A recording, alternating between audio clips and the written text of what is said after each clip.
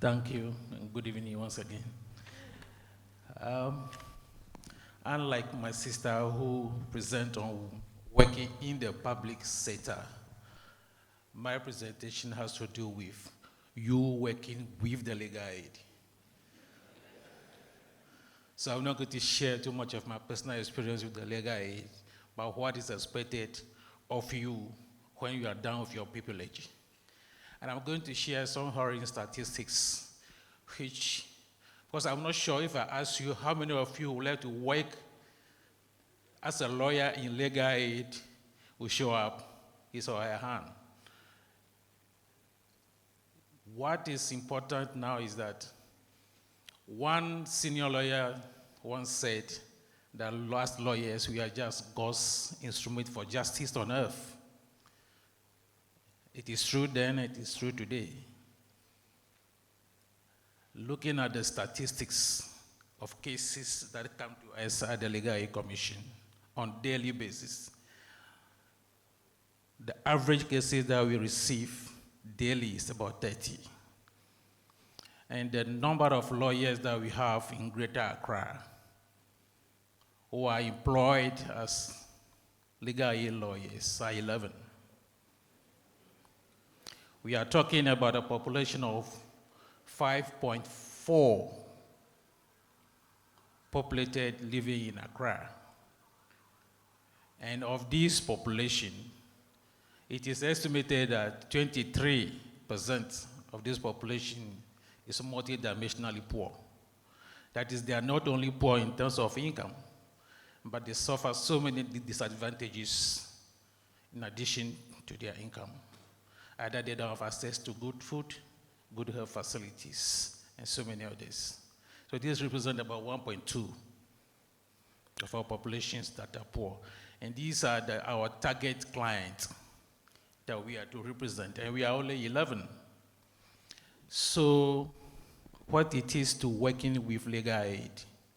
We have over the years enjoyed tremendous support from the Greater Accra Bar. As I speak, we have more than 42 law firms on our database that we assign cases to on a daily basis because of our fewer numbers. And your president, current and past presidents have opened up their doors to us. They engage us a lot. And without the support from the Greater Accra Bar, I'm not sure how we'll be able to render our services, how we'll be able to handle the volume of cases that come to us. So, working with the Legal Aid Commission is free. When the case is assigned to you, you as a public sector worker, you are not supposed to take any money from the client. You have to render pro bono service, and it has been said by various presenters today. There is a joy in it.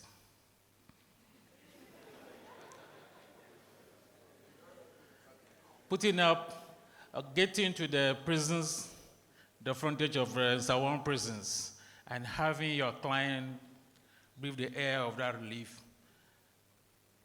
being discharged and acquitted on appeal, and giving you that hang, the joy, is more than the million that you make.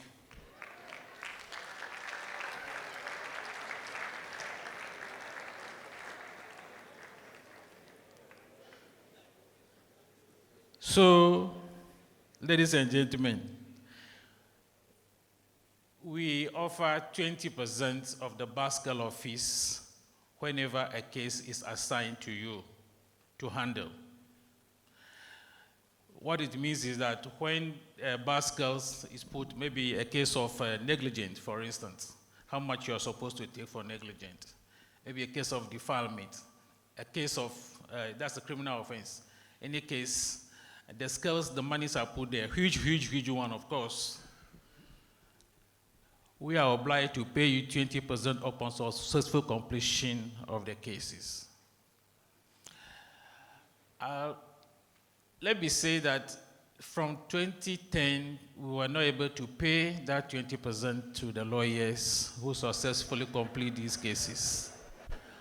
But we have been able to settle our indebtedness to the lawyers who handled the cases from 2010 to 2015.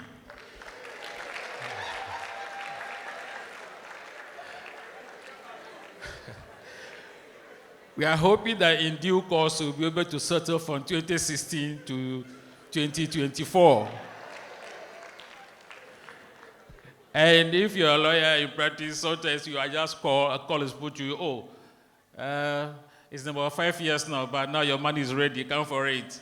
You can see the joy with it, you run to the office and take that small money. So the legal aid, we now have 3 main divisions of the commissions. 2 are functional.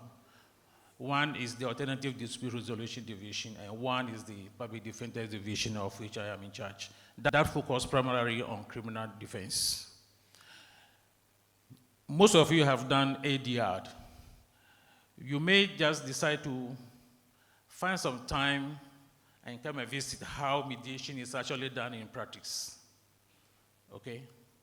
Sit down with us and you see a live case being mediated upon. For the criminal cases, that is the public defender divisions, what we are interested in are that we don't see how in Ghana now any accused person should go to criminal trial without representations. Most accused persons convicted just because they had insufficient representations or no representation at all. How do you feel, lawyer next door, seeing that accused persons going to the trial when you know within you that you can offer that service free of charge? I know it's not easy, but we are urging you, please, first of all, you must be a lawyer with a recognized chamber, not a day-old chamber. A chamber that will look at the application and see how long that firm has been in existence before we assign the case to you. Because we want the best of the representation for these accused persons. The judges will not give any special privilege or disposition to you because you are representing a poor client. No. The same standard of practice that is expected from a lawyer from a private firm is the same standard of practice that is expected from you who is representing one of our clients. So we always demand that the best service is offered to that client of ours. So we always expect that the chamber from which you are coming from is actually registered with the General Legal Councils and with the bar. And we also look at the number of years that that chamber has been in existence.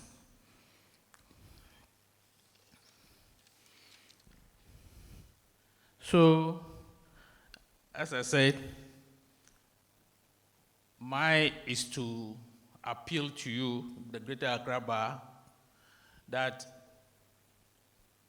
we want many lawyers to assist these 11 lawyers representing over 1.2 million citizens living here in Greater Accra. The money will come, the 20% will come when it has to come, but that should not deter you from rendering your pro bono services.